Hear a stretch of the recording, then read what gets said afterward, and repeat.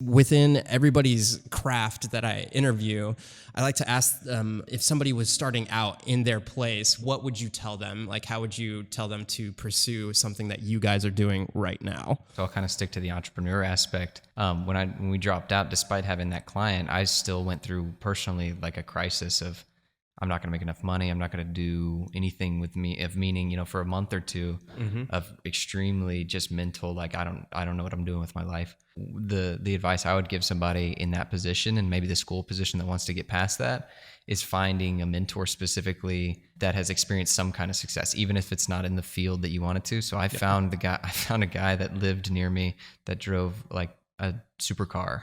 And like, that's all I needed to know. He was doing something meaningful, and it wasn't about the money. It was about like that he had found, something of success in his life.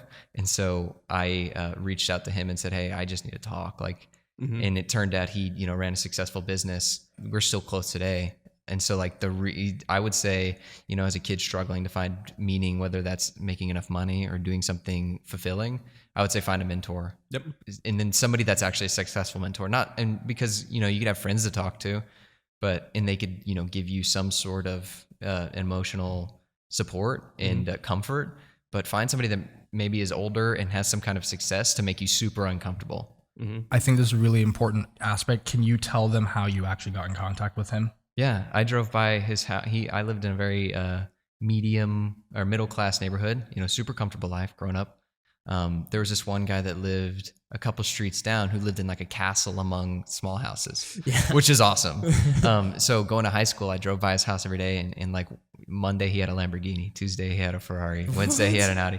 And so, and I always admired it from afar, but during this time of hardship, I would literally do anything. I would finding meaning in life was like trying to breathe. Like it was terrible. It was a really bad time. Not that, I was homeless or anything, but like, internally I was dying. So I actually wrote this guy a letter and put it in his mailbox and was like, this is kind of what I'm going through. I've been driving by your house for like 6 years now, and I just want to know kind of what you do. And then he invited me into his house. And I kind of had like a super emotional conversation with the guy, and it turns out he owned a supercar. He bought and sold these supercars for a living, and, multimillionaire, immigrant from Lebanon. And so like it turned into this, like I was like under his wing for a while. He actually taught me how to buy and sell cars. So that's what I did for a while, kind of on the side. So I like had zero shame. Like I basically knocked on this guy's. So like if I'm being super honest, if you're having trouble and you want to know how to get past that, find the biggest house that you can, knock on their door and ask them to be your mentor. I think that is like if you don't take anything home, take home that. You think I'm joking? That's what I did. Because I'm so scared. That's why I wanted Mac to go and say that, is because Mac wanted it so bad. It was something that he needed to live. It was air. It was oxygen.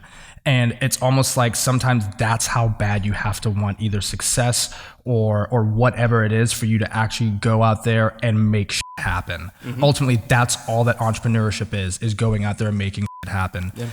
And that's exactly what Mac did. It's an exceptionally important aspect that I think everybody needs to take. Yeah.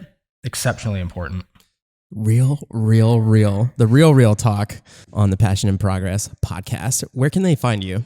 Main contact is Venture Addicts on Instagram. We're on it every single day. Just do that one. They answer all the DMs still? I love getting DMs of people asking for advice. Like until we can't physically like answer all the messages, we'll answer every single DM. Yeah.